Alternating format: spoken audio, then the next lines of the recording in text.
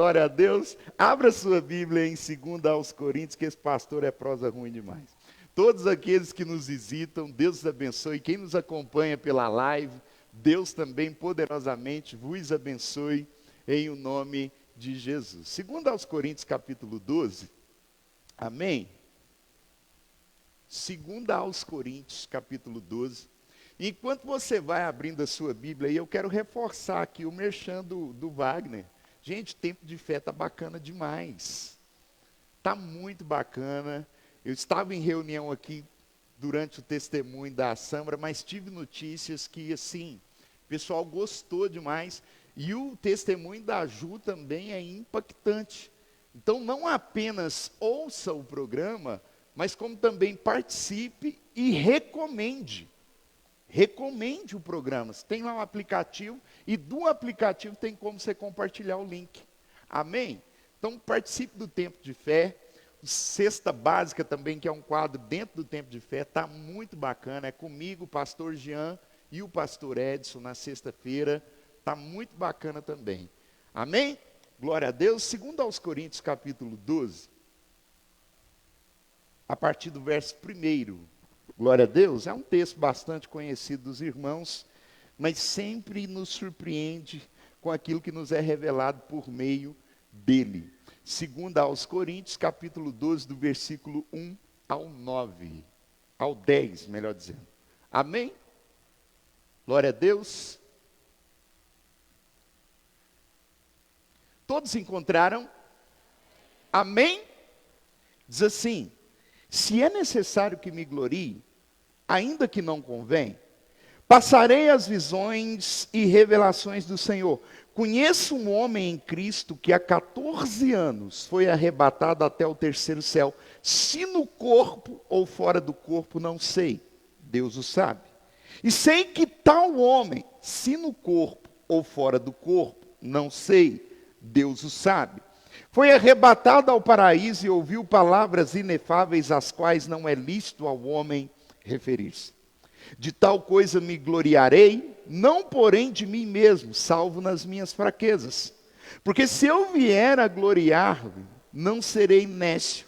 Porque direi a verdade, mas abstenho-me para que ninguém se preocupe comigo mais do que em mim vê ou de mim ouve.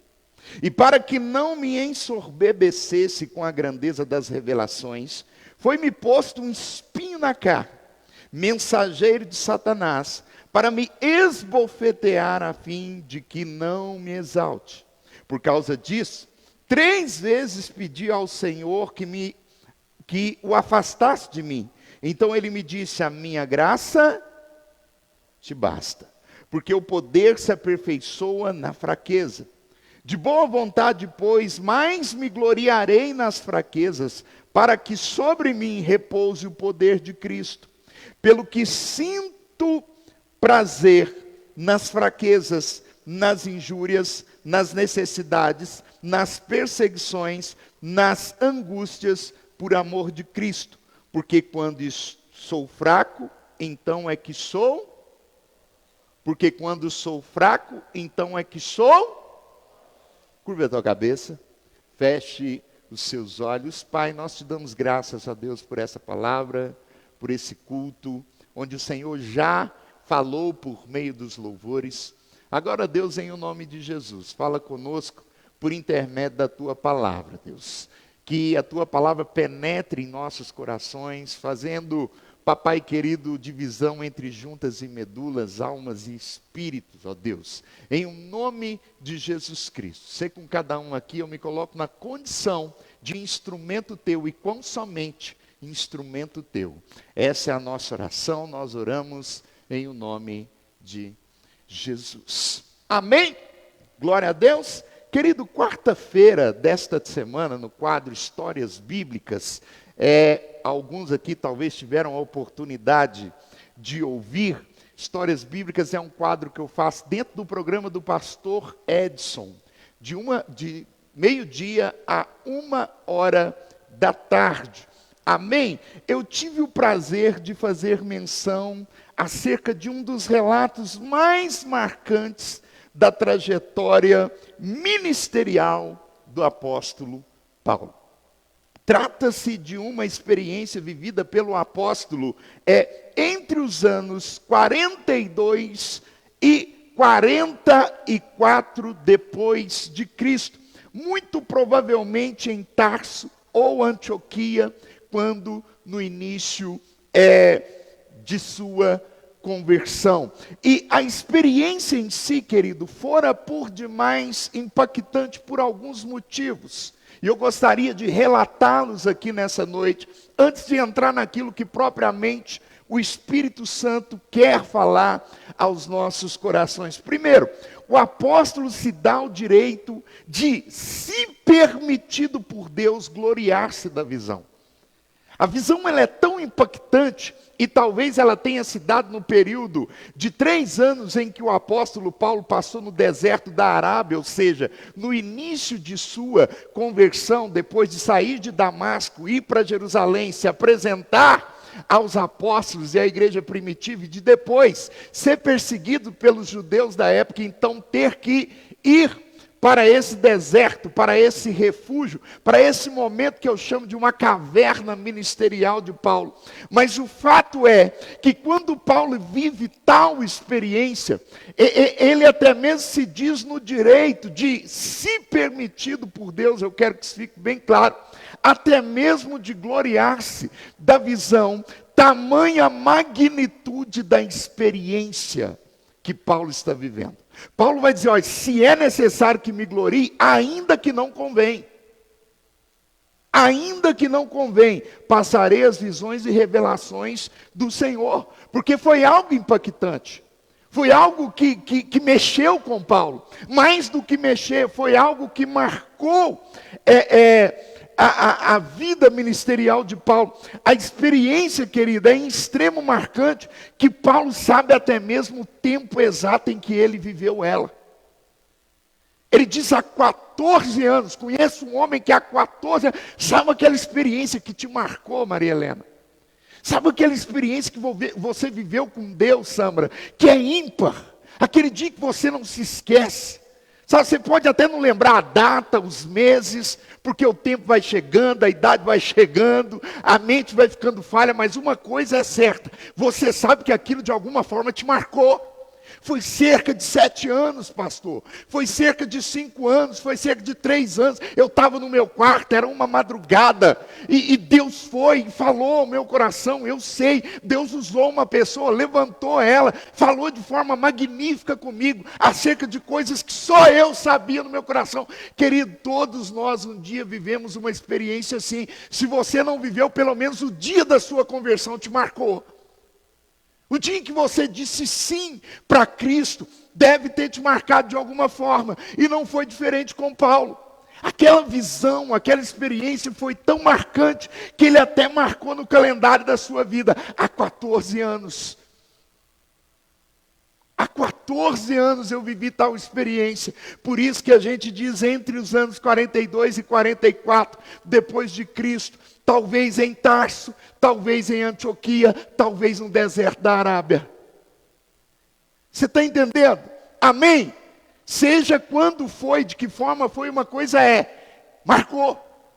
Marcou a vida de Paulo. A visão também é impactante, porque em toda a sua tônica, ela é sobrenatural. Ela é sobrenatural. E é bem verdade, que se diga de passagem, que Paulo já havia vivido outras experiências com Deus de profundo impacto.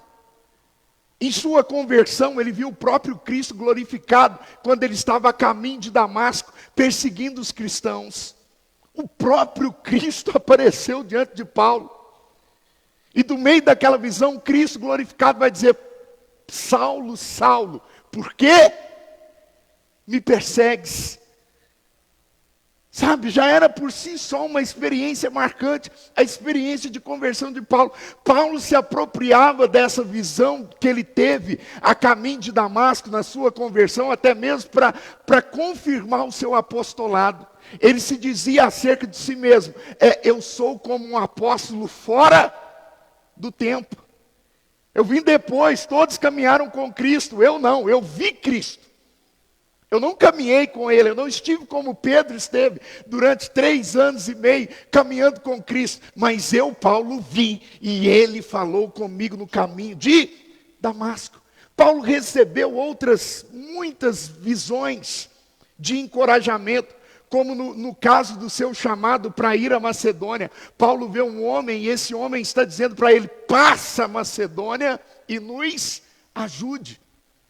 Uma visão de encorajamento. Saia do lugar onde você está, Paulo. E nessa ocasião, Paulo ficava insistindo em ir para uma outra direção. Mas o Espírito Santo levava para Macedônia. E isso através de uma visão. Em meio às dificuldades em Corinto, o Senhor também o encorajou com uma visão. Em Atos, capítulo 18, 9 e 10. Quando preso, melhor dizendo, em Jerusalém, o Senhor também o encorajou por meio de uma visão. Todavia, querido, essas e tantas outras experiências vividas pelo apóstolo poderiam ser acrescentadas no meu esboço. Todavia, é essa experiência narrada aqui no capítulo 12 de 2 aos Coríntios que parece ter marcado para sempre a vida de Paulo, porque ela foi extremamente sobrenatural. Primeiro, ele sabia até aquele presente, ele não sabia até aquele presente momento se tal experiência fora vivida no corpo ou fora do corpo. 14 anos se passaram da visão, 14 anos se passaram da experiência e Paulo ainda não sabe explicar. Eu não sei se no corpo ou fora do corpo, eu sei que eu vivi um troço louco demais. Eu não sei se no corpo ou fora do corpo, eu só sei que o Senhor me levou a viver algo impactante. Ele ainda tem dúvidas acerca de como foi, ele só sabe que foi. Os irmãos estão entendendo? Quem aqui está entendendo, diga amém. Quem aqui está entendendo, diga glória a Deus. Querido, ele foi arrebatado aos céus. E ele usa uma expressão que muitos ficam dissertando em cima dela, e o propósito nem era esse. Eu subi até o terceiro céu. Nossa, será que o céu é dividido em 3 partes? Não. O que Paulo está querendo dizer é que ele viveu uma experiência no nível de paraíso. E ele usa uma expressão que me chama a atenção. Ele diz: eu fui arrebatado. Querido, até aquele presente momento, só houveram 2 personagens, e isso no Antigo Testamento, que teve essa experiência: Enoque e Elias. Paulo viveu algo que somente Priscila, Enoque em Gênesis e Elias no livro dos Reis viveu. Eu fui arrebatado ao terceiro céu. Eu fui arrebatado ao paraíso. E eu ouvi, e é outro dado interessante, coisas inefáveis das quais a nenhum homem é lícito relatar. Ou seja, o Senhor dividiu segredos com Paulo. O Senhor dividiu segredos com Paulo. O Senhor abriu a sua intimidade a Paulo. Amém? Ele dividiu os seus planos. Talvez seja por isso que o apóstolo fala com tanta propriedade acerca da ressurreição. Talvez seja por isso que o apóstolo Paulo fala com tanta propriedade até mesmo acerca da volta de Cristo.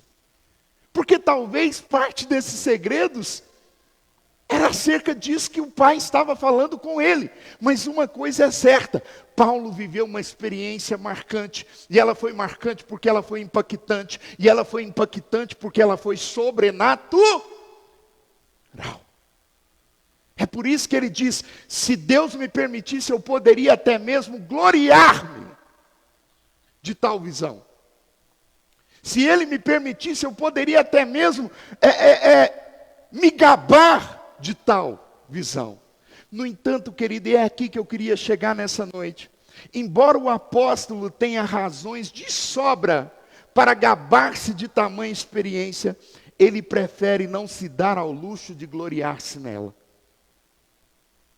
E é sobre isso que eu queria dissertar um pouquinho nessa noite. É sobre isso que eu queria falar um pouquinho nessa noite.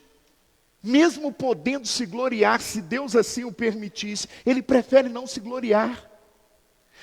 Paulo prefere abdicar-se do direito de se gabar da visão. E a primeira coisa que nós vemos nesse sentido é que, primeiro, ele trata a visão na terceira pessoa do singular. Ele vai dizer: conheço um homem. Conheço um homem, ou seja, Paulo não se apropria da visão como sua. Ele não se apropria da visão como sua. E isso é interessante porque enquanto os judaizantes, que era uma seita que surgiu dentro da igreja de Corinto, se gabava das experiências vazias que eles tinham,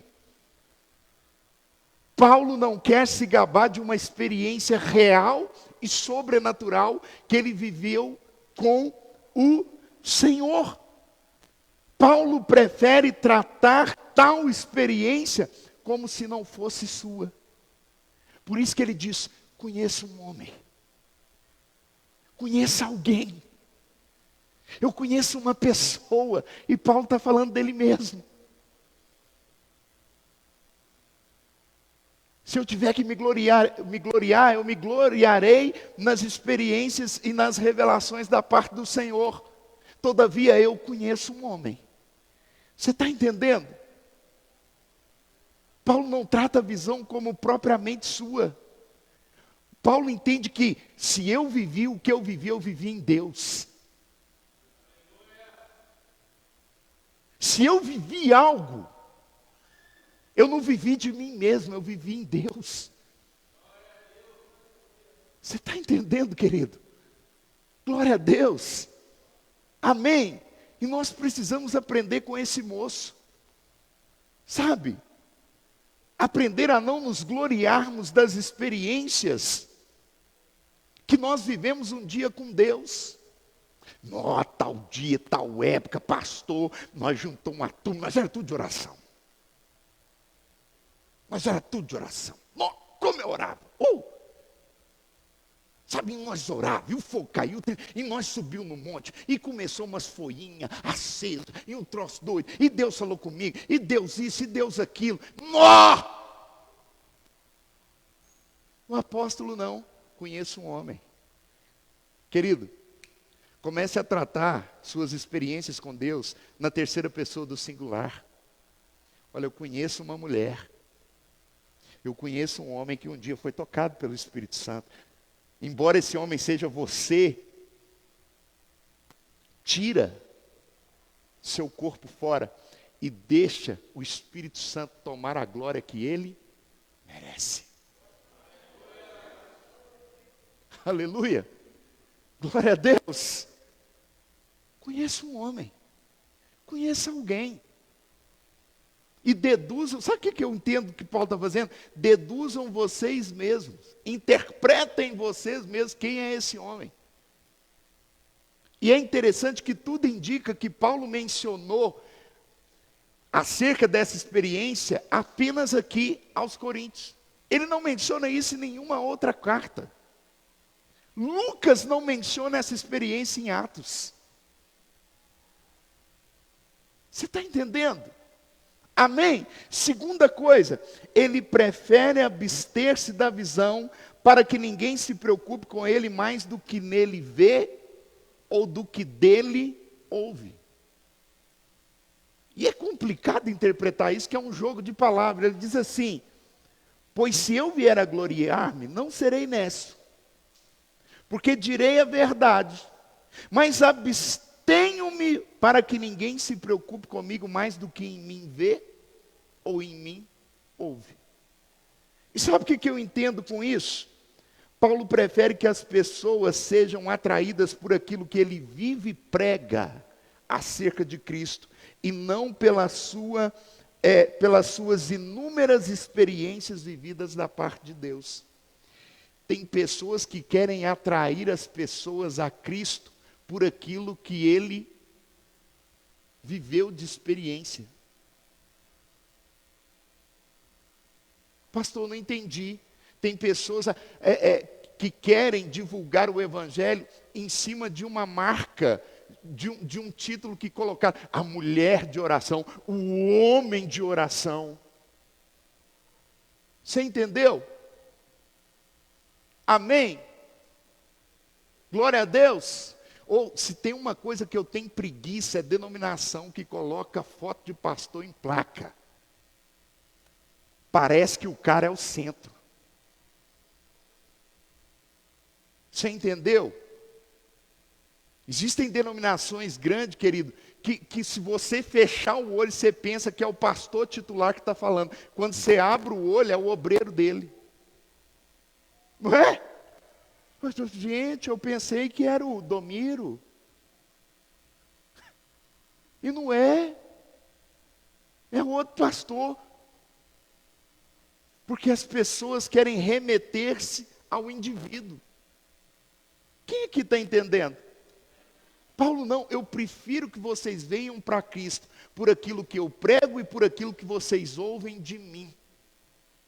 Que vocês se preocupem comigo por isso, não por causa das minhas experiências. Porque as experiências que você tem com Deus, querido, elas dizem respeito a você e Deus. É o que Paulo está dizendo: o que eu vivi há 14 anos diz respeito a mim e a Deus. Eu não tenho que me gabar disso, eu não tenho que crescer em cima disso, eu não tenho que falar disso aos quatro ventos, eu tenho que falar de Cristo. E as minhas experiências não podem sobrepor ao amor e às verdades de Cristo na minha vida. O que você viveu pode ser impactante, o que você viveu pode ser sobrenatural, pode ter sido o sonho que marcou, a visão que marcou, mas uma coisa é certa: em nada essas experiências superam o que Cristo fez e continua fazendo na sua vida. Em nada. Em nada. Glória a Deus. Aleluia. Agora a coisa vai ficando mais interessante. A partir do versículo 7, a gente entende que não bastasse a ciência que Paulo tinha de suas próprias limitações, foi-lhe posto um espinho na carne. Um espinho na carne. Sabe? Que Paulo mesmo classifica como mensageiro de Satanás. Foi-me posto um espinho na carne.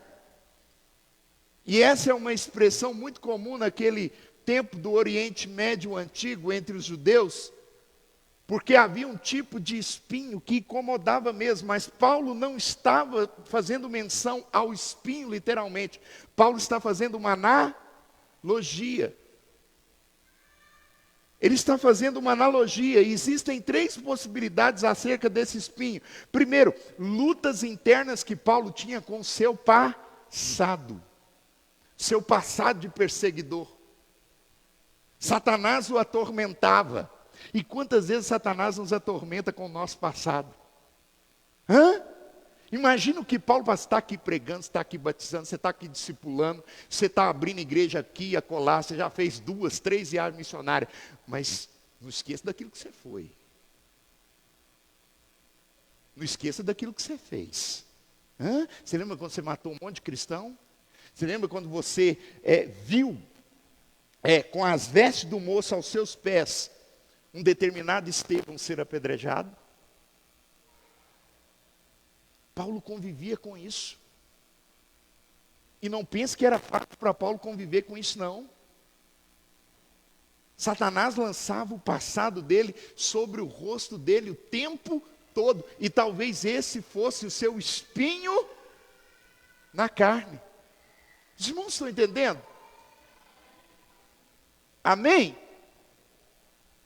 Sabe? Conviver com as acusações. E às vezes Satanás faz isso. Você está aqui, mas você lembra quem você era lá no mundo? Você lembra aquela vez, Tiago? Aquele negócio que você fez? Você pode ter esquecido, mas eu, capeta, não esqueci não. Você lembra, Wagner? Você com essa falinha mansa? Hein? Nas estradas de Santos. Você está entendendo? Paulo se lembrava. O passado era lançado sobre o rosto de Paulo o tempo todo. Hein? E Satanás faz isso o tempo todo conosco. Você está aí de pastor, Wendel? Hã? Mas eu te conheci em Dores Indaiá. Que o povo de Dores Indaiá não esteja vendo essa live. Você está entendendo? Amém? Adna, fica aí pagando de boa mãe. Eu te conheço de outros conjubons. Você está entendendo? Amém? Glória a Deus. Sabe? A Sâmara está assim, não vem para o meu lado não, pastor, pelo amor de Deus. Pelo amor de Deus, pastor, já tem 2 meninos. Sabe? Paulo tinha que conviver com esse passado. Sabe? E é interessante, quem aqui viu Paulo, o apóstolo de Cristo? Quem viu? E é interessante que lá, e aí é o filme, viu gente? Mas eu achei muito interessante, que muito provavelmente esse espinho na carne foi uma menininha cristã, que ele matou em suas perseguições, que ele ou matou ou autorizou a morte dela. Imagine você conviver, se isso é verdade, imagine você conviver com o peso de ter sido o autor ou aquele que determinou a morte de uma criança, porque ela era cristã. Você está entendendo? Talvez os espinhos na carne de Paulo, e aí eu duvido muito que Paulo se safava bem das suas perseguições, quando ele tornou-se cristão. Talvez o espinho na carne fossem as constantes perseguições dos inimigos, dos judeus, dos próprios judeus, os seus próprios compatriotas perseguiam Paulo, ou uma enfermidade mal curada, possivelmente uma malária que ele contraiu. E há quem diga que no final de sua jornada, Paulo também estava perdendo a visão. Talvez esse fosse o espinho na carne. Mas, querido, seja qual fosse esse espinho na carne, as razões para tamanha aflição é apenas uma: para que ele não se ensoberbecesse. Para que a soberba não tomasse conta dele, para que ele não subisse na experiência, para que ele não trouxesse aquela experiência como fosse meramente sua, ou seja, como se ele tivesse sido merecedor de tal experiência. Você está entendendo? Pastor, não entendi. Às vezes, querido, o Senhor permite tais tipos de provações, até mesmo você passar por momentos angustiantes, a fim de que você não se ensoberbeça, a fim de que você não se sinta o tal, a tal. Você está entendendo? A fim de que você não se sinta o alguém da visão, o alguém da experiência. Todas as vezes que a gente vai subindo assim no nível da alta admiração, você já notou que o Espírito Santo vem, pá! Você já notou que o Espírito Santo vem e te puxa e permite algumas angústias? É como se o Espírito Santo dissesse: se ponha no teu lugar, mulher. Ponha-se no teu lugar, homem. Hã? Às vezes ele até permite algumas semiquedas. Não é? Para que você entenda quem você é em Deus. Para que você entenda que você não levantou pelas suas próprias forças, mas o próprio Espírito Santo de Deus te pegou pela sua mão e te levantou e te colocou no lugar onde você se encontra agora. Aleluia! É por isso que você ora e às vezes certas angústias não passam. Algumas lutas passam, outras também, mas tem umas que o Espírito Santo insiste em permitir que elas permaneçam. Você ora e fala: Espírito Santo, afasta de mim essa sogra. E o Espírito Santo insiste, ela almoça na sua casa todo final de semana. é dar pitaco no seu casamento. Ela fala como é que você deve vestir seu menino, sua menina. Você fala, eu não aguento mais. Aguenta. Se possível, afasta de mim esse cálice, Senhor. Você está entendendo? Posso ouvir um amém? Amém? Glória a Deus. Mas para que você não se ensoberbeça, o Espírito Santo permite que as lutas continuem na sua vida. Glória a Deus. Paulo também aprendeu com a experiência da visão a condicionar-se a toda e a qualquer resposta de Deus. Querido, deixa eu te fazer uma pergunta antes de entrar nesse tópico. Você está preparado para toda e qualquer resposta de Deus?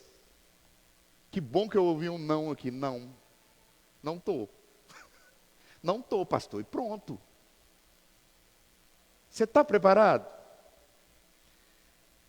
Essa turma de crente de agora, ela está preparada para uma resposta de Deus, sim. Quando o sim vem, você fala até em línguas. Você está orando e o Senhor fala, sim, Teixeira. Né? Zezinho está orando, sim, Zezinho. E o Zezinho, de repente, é tomado, rabachúria, sim, pula até num pé só. Mas quando vem o não,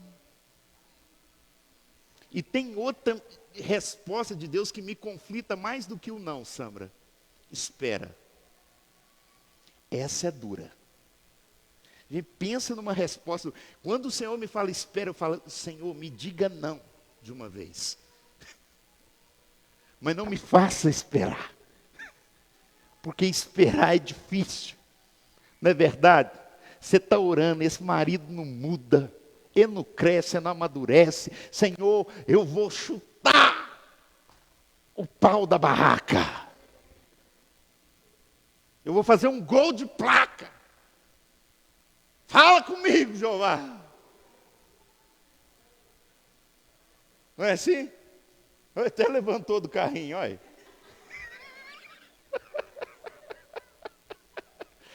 Fala, pastor, que essa parte é tensa. Eu já perguntei para Deus se é agora que eu mamo ou não. E eu não sei se o Espírito Santo vai falar, espera. Você está entendendo? E aí o Espírito Santo vem, Thaís, com aquela voz sublime e diz, espera. Não é no seu tempo, é no meu tempo. Hein, Maria Helena? É no meu tempo.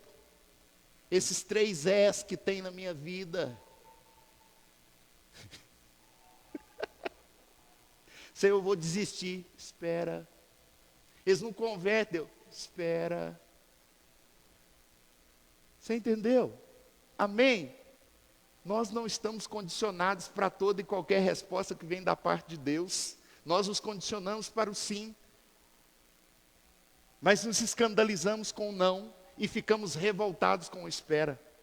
Mas Paulo aprendeu com essa experiência a condicionar-se a toda e qualquer resposta que viesse da parte de Deus. O texto diz que por 3 vezes ele orou para que o Senhor afastasse aquele espinho. E sabe qual a resposta que o Espírito Santo deu? A minha graça te basta. A minha graça te basta. Querido, e quando você entende o que é graça, você entende a resposta de Deus. Graça é favor que eu não mereço. Isso que é graça, favor que eu não mereço. O favor que você não merece, que é a minha salvação, te basta. Te basta. Senhor, está difícil. A minha graça te basta. Senhor, eu não vou conseguir. A minha graça te basta. Senhor, eu não aguento esse patrão. A minha graça te basta. Senhor, eu quero trabalhar para mim mesmo. A minha graça te basta. Você está entendendo? Amém? Senhor, eu não aguento mais viver sozinha. A minha graça te basta. Só isso. Eu estou carente. Eu quero dar uns beijos. Eu quero pegar alguém. Permita-me, Deus, a minha graça te basta. Eu gostei que teve uns jovens ali falando, a minha graça te basta.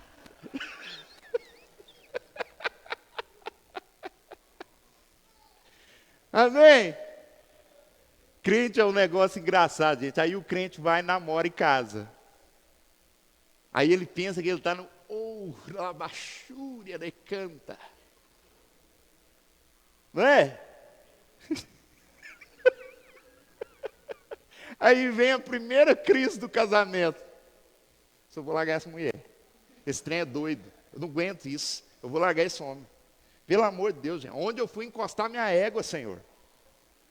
E aí eu vou para o joelho. Deus vai me permitir. Ele não é a favor do divórcio, mas o meu divórcio, Ele vai permitir. E aí o Espírito Santo vem sutilmente e fala para você, a minha graça te basta.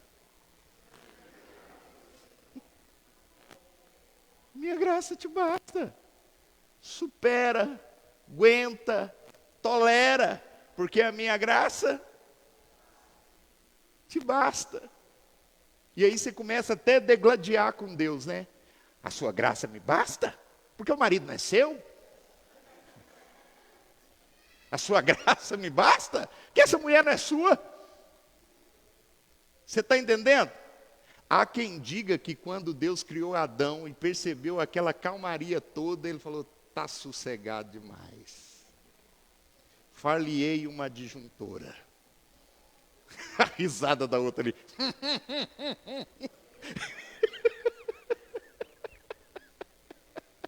Esse negócio, ei Wagner, esse negócio tá bom demais. Esse negócio de pôr nome em bicho. Tá sossegada, tá sussa demais. Como é que é, adolescente? Tá sussa demais. Far-lhe-ei uma adjuntora, uma auxiliadora, idônea. E o trem foi tão bom que teve que anestesiar Adão. Dorme. Que eu preciso tirar uma costela sua. Vai te custar uma costela. Você está entendendo? Amém? Sabe?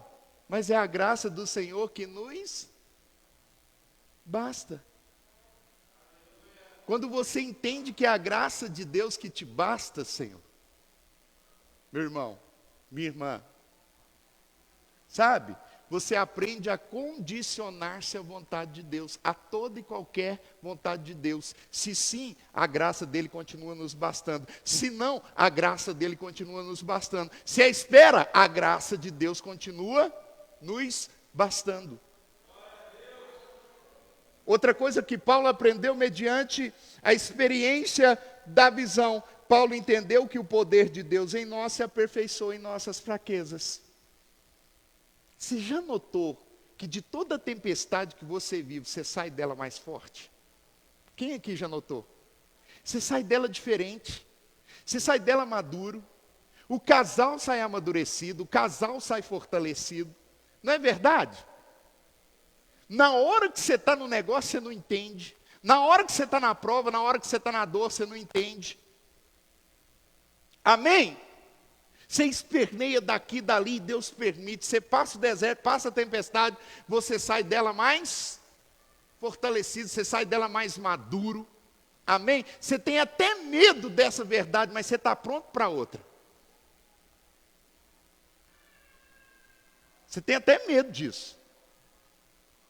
Mas você está pronto para outro. Por quê? Porque você se fortaleceu. Por quê? Porque o poder de Deus, querido, se aperfeiçoa nos momentos difíceis.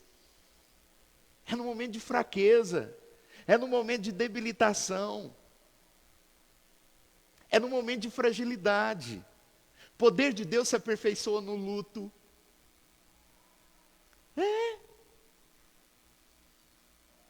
Amém? O poder de Deus se aperfeiçoa nas percas. Perca de um emprego. Perca de um namorado. Amém?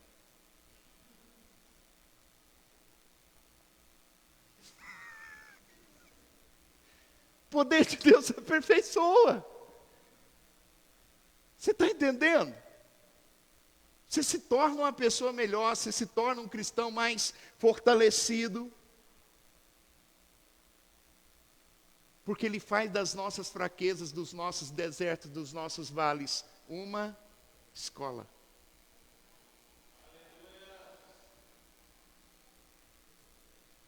Amém? Você já viu que Deus chama as nossas tribulações de prova? Hã? Já viu? E onde é que você faz prova, meu irmão? Escola. Amém? Então se condiciona ao deserto, aprenda, cresça, fortaleça-se. Amém?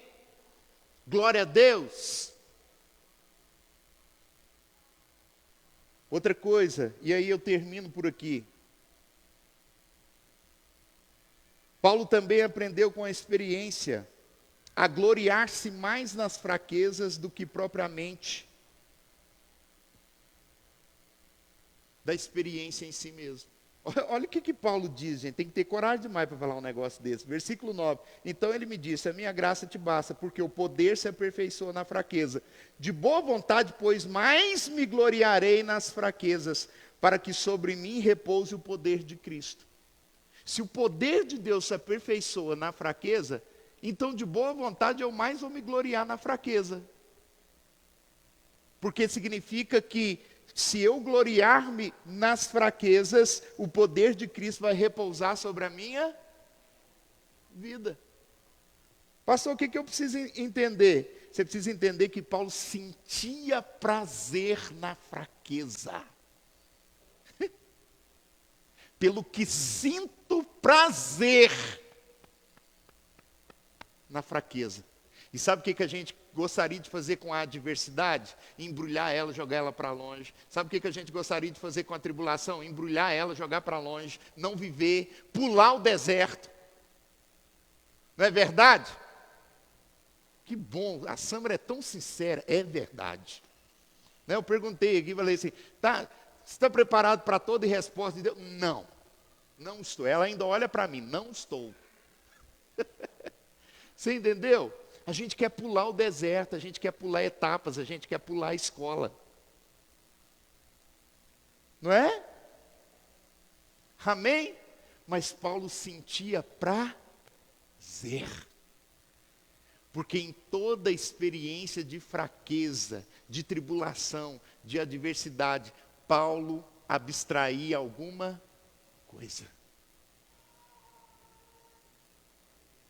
Você está entendendo? Paulo aprendia alguma coisa. É por isso que lá em Filipenses ele vai dizer: eu sei estar contente em toda e qualquer situação. Tanto sei estar feliz no muito quanto na escassez. E aí ele conclui dizendo: porque tudo posso naquele que me fortalece. Se coloque de pé do teu lugar. Tudo posso naquele que me fortalece.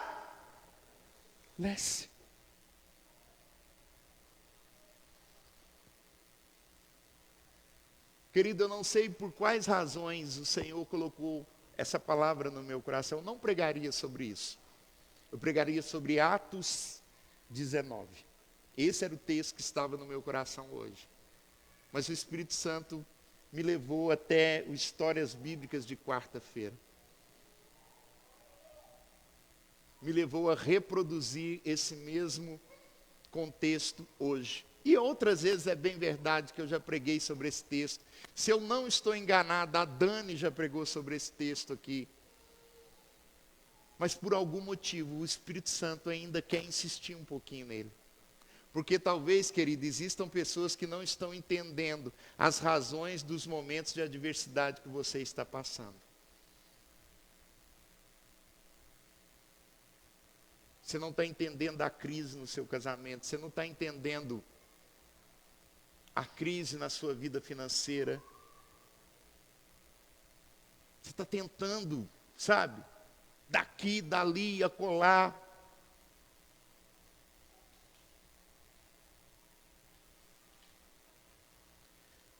Mas Mas você precisa entender que o poder de Deus tem relação direta com as nossas limitações. O poder de Deus tem relação direta com as nossas fraquezas.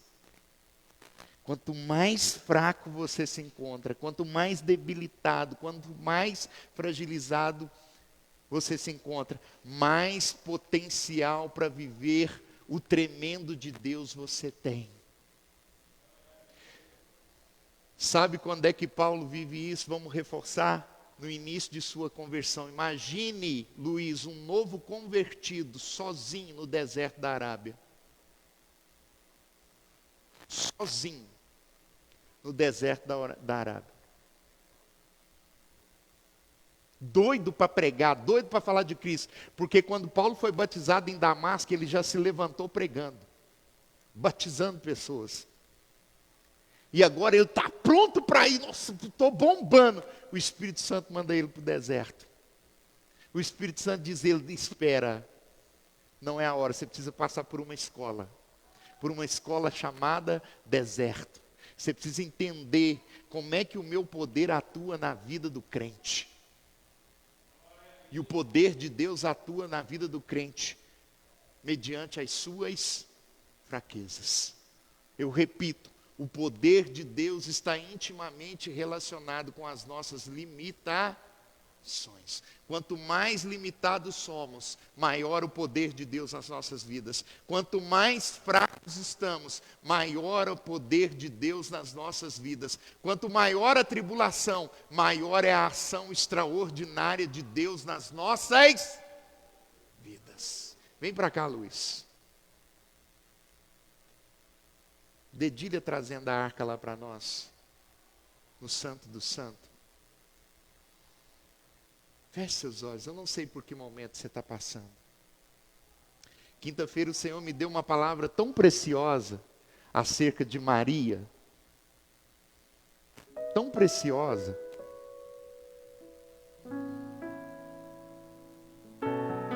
Sobre o medo que o novo provoca nas nossas vidas.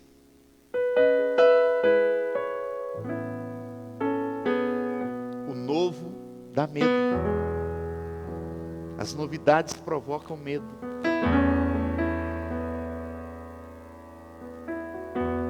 As novidades às vezes revelam em nós fraquezas.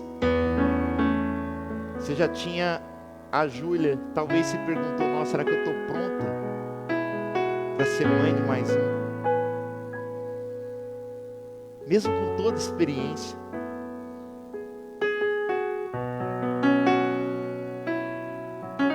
Priscila está ali, ia falar que ela não está aqui. A Ana, já com quantos anos quando você engravidou? Da pequenininha agora, da Luísa. A Ana tinha 10 anos de experiência de mãe, mas sentiu medo de ser mãe da Luísa. Não sentiu? Porque o novo revela em nós as nossas limitações, as nossas fraquezas. Mas o poder de Deus, querido, se aperfeiçoa nelas. Eu não sei em que condição você se encontra, talvez angustiado. Pastor, está um nó na minha garganta. Está um nó na minha garganta.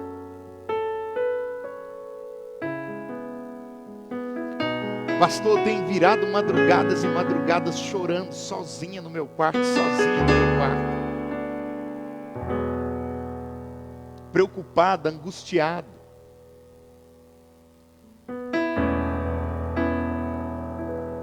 Só Deus sabe o que eu tenho chorado.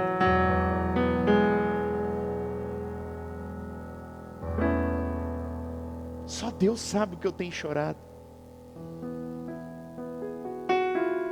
Só Deus sabe o que eu tenho vivido.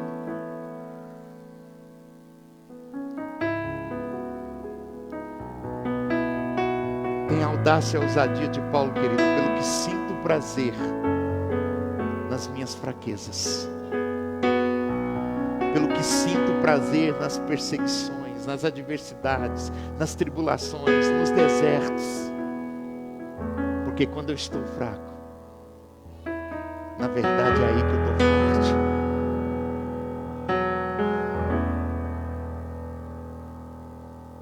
Aleluia. Se você é essa pessoa, coloque a tua mão sobre o teu coração. Eu sou esse. Eu sou esse, pastor. Eu sou esse. Eu sou essa.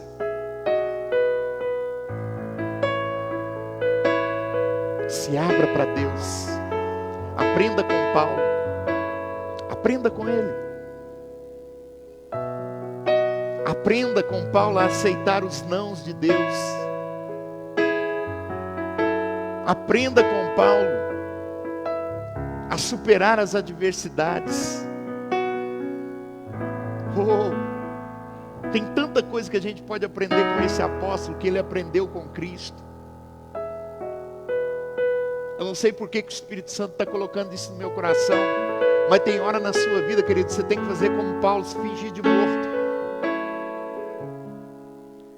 Fica quieto. Deixa Deus agir. Deixa Deus fazer. Espancaram Paulo em determinado momento, açoitaram ele, colocaram ele para fora de uma cidade. Os discípulos de Paulo tiveram ele como morto.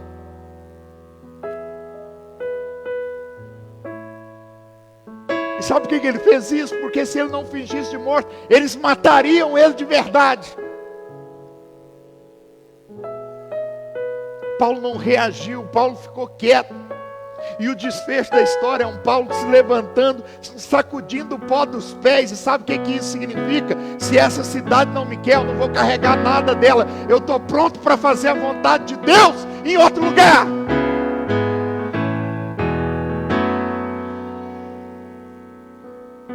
Aleluia.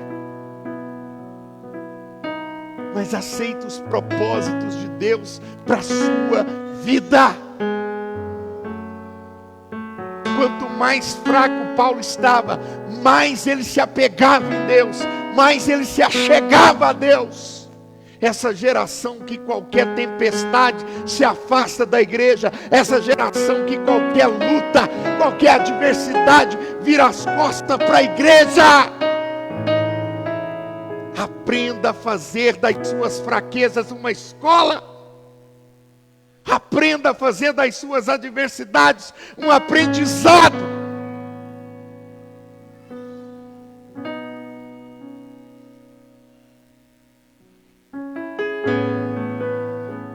Aleluia. Aleluia. Tenha prazer na adversidade. É duro, é difícil. Eu não nego. Mas tenha prazer. De cada luta que eu passei nesses quase 11 anos, vão se completar aqui em Igaratinga, em cada uma delas, Deus tinha um propósito.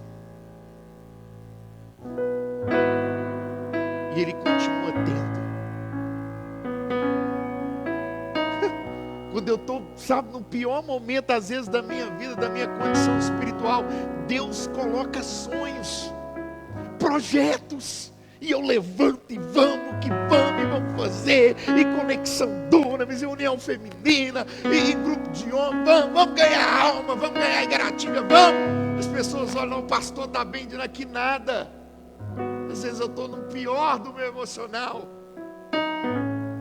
mas vem uma força, que eu não consigo explicar, eu só sei de onde vem, ela vem de Deus. Ela vem do alto. Ela vem do alto. Ela vem do alto e não me deixa desistir. Ela vem do alto e não me deixa dizer não. Ela vem do alto e não me deixa recuar. Ela só me faz avançar. Avança, Pai, mas está doendo. Pai, mas está difícil. Avança. Avança.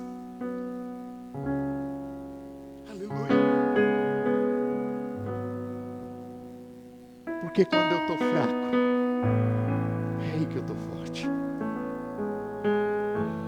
Porque o poder de Deus se aperfeiçoa na minha, na sua, nas nossas fraquezas. Aleluia. Glória a Deus. Amém. Que essa palavra possa, de alguma forma, achar espaço no seu coração. E que algum ponto dela você possa ter sido ministrado. E que você possa sair daqui fortalecido no poder e no amor do Senhor. Amém. Glória a Deus.